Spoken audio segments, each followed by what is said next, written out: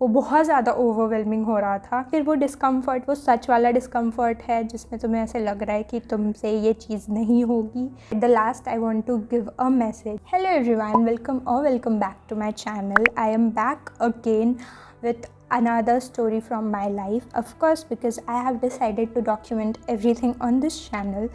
So here I am with another one. So I am going to talk about a recent internship which I got, but I had to quit it for some reason, जिसके बारे में of course आपको video आगे देखने के बाद पता चलेगा।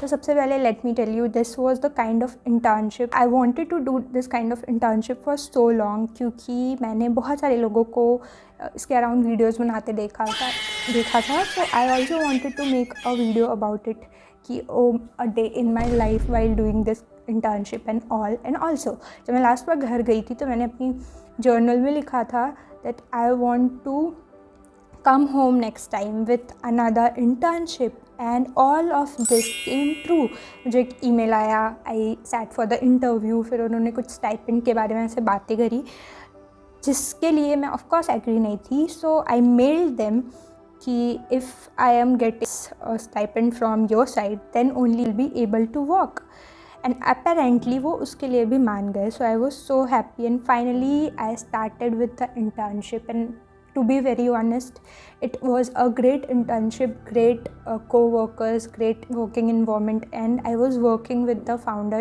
itself. So I was directly getting to learn a lot of things from this internship. Then what made me leave this internship? So I have total of 3 reasons to leave this internship. पहली तो कि मेरी university ने ये पागलों वाला curriculum design करके रखा है जिसमें हमें लास्ट ईयर में भी इतनी सारी क्लासेस करनी पड़ रही है, and that too my classes वो scheduled in both half of the day.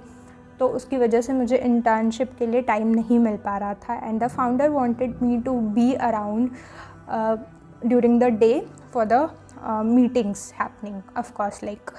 So first of all वो एक रीज़न था जिसकी वजह से मुझे टाइमिंग का इशू हो रहा था। लाइक मैं क्लास करके आती थी, मैं मीटिंग अटेंड करती थी, देन मैं फिर से क्लास जाती थी, और फिर वापस से क्लास करके आने के बाद मुझे मीटिंग अटेंड करनी पड़ती थी, और मेरी ऐसे आँखों में से ऐसे धुआं निकल रहा था because I am not use to this, और मेरे लिए थोड़ा ज़्यादा हैक्टिक हो रहा था। बट स्टिल क्योंकि मुझे ऐसे इंटर्नशिप तो ऑफकोर्स करनी ही थी और चाहिए थी, एंड फाइनली मुझे मिली थी, तो आई थॉट कि ये पहला दिन है, दूसरा दिन है, that's why I am feeling overwhelmed, ये धीरे धीरे ठीक हो जाएगा।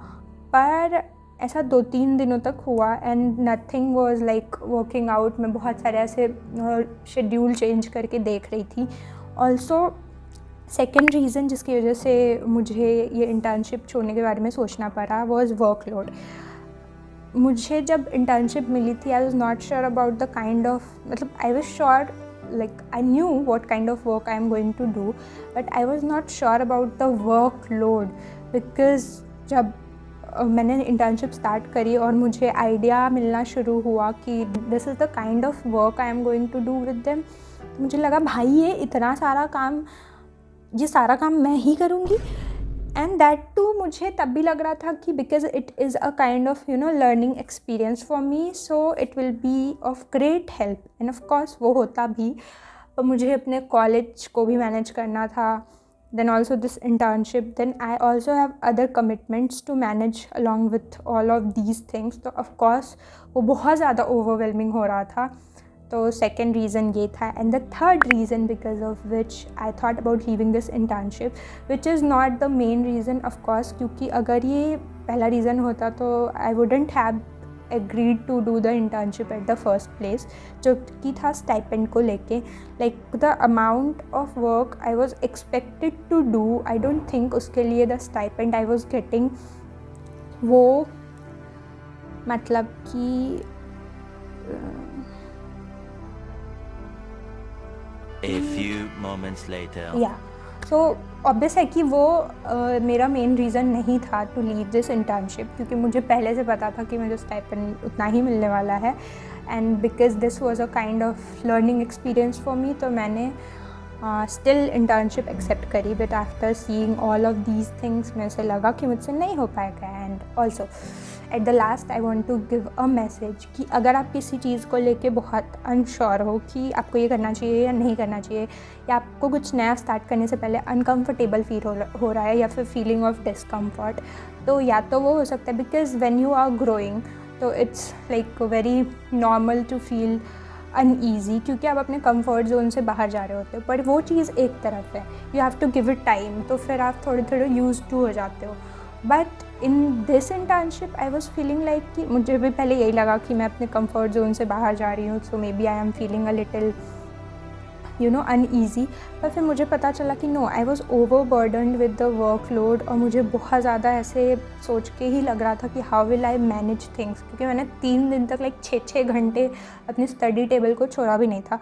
Then I got to know कि this is not the kind of work which is going to fit in my current schedule, तो मुझे वो छोड़ना पड़ा। So know the difference between the discomfort you are feeling, whether it's because of you are growing और going out of your comfort zone, और या फिर वो डिस्कम्फर्ट वो सच वाला डिस्कम्फर्ट है जिसमें तुम्हें ऐसे लग रहा है कि तुमसे ये चीज़ नहीं होगी, तो फिर प्लीज़ 2 बार सोचो और चले जाओ।